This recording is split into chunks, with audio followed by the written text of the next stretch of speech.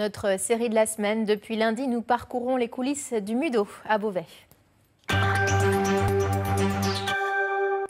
Le Mudo, le musée des Beaux-Arts de l'Oise. Ce soir, Christian Mirabeau et Henri Dezonnet nous racontent un épisode méconnu de l'histoire du musée. Juin 1940. Pendant plusieurs jours, la Luftwaffe, l'aviation allemande, pilonne Beauvais. Leurs bombes incendiaires finissent par embraser la commune le 8 juin. Les 2/3 de la ville disparaissent sous les flammes.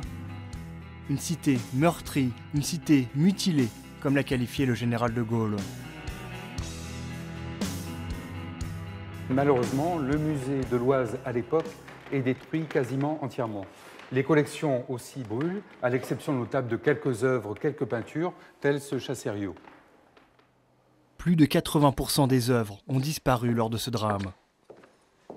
À l'issue du conflit, les Allemands doivent verser des dommages de guerre.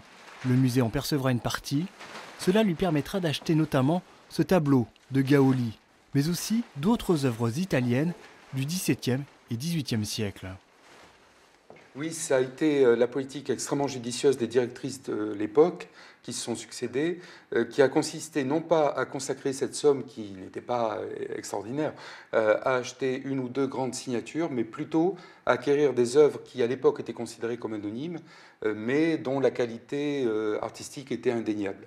Dans cette salle, on peut admirer 3 œuvres de Corot, qui est vraiment le peintre qui a, on peut dire, révolutionné la peinture de paysage par sa modestie même.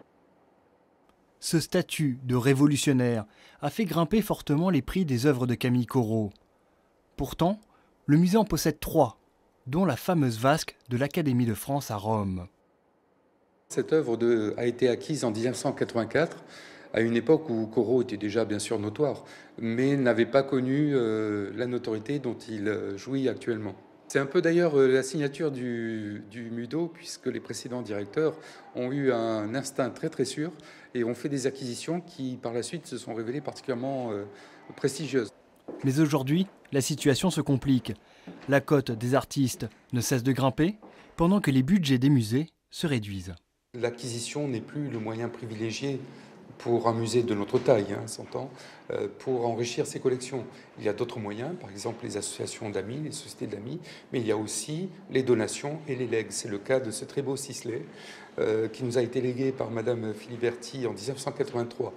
Et imaginez, déjà en 1983, jamais le musée n'aurait eu les moyens d'acquérir cette œuvre impressionniste, encore moins aujourd'hui. Grâce aux acquisitions, dons et legs, le musée possède désormais près d'1 millier de tableaux. Ici, pas de pinceau, on manipule la scie électrique. Christophe débite les planches pour confectionner des vitrines. Donc là, c'est le dernier pour le débit de bois. Ouais, si on en a besoin.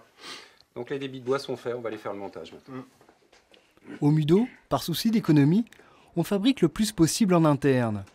Et à chaque exposition temporaire, on repeint les murs. On élabore de nouveaux socles. On façonne de nouveaux supports pour accueillir les œuvres. Ça dépend des expos. Celle-ci demande beaucoup de préparation de socle, cimaises, d'habillage, pour mettre en valeur les œuvres. D'autres expos en demandent un peu moins, mais voilà. Et vous êtes en capacité de tout faire? À 3, oui. Tout seul, non. Tout en devant travailler sur le montage de l'exposition temporaire, les agents techniques du musée départemental doivent aussi s'occuper du déménagement des réserves.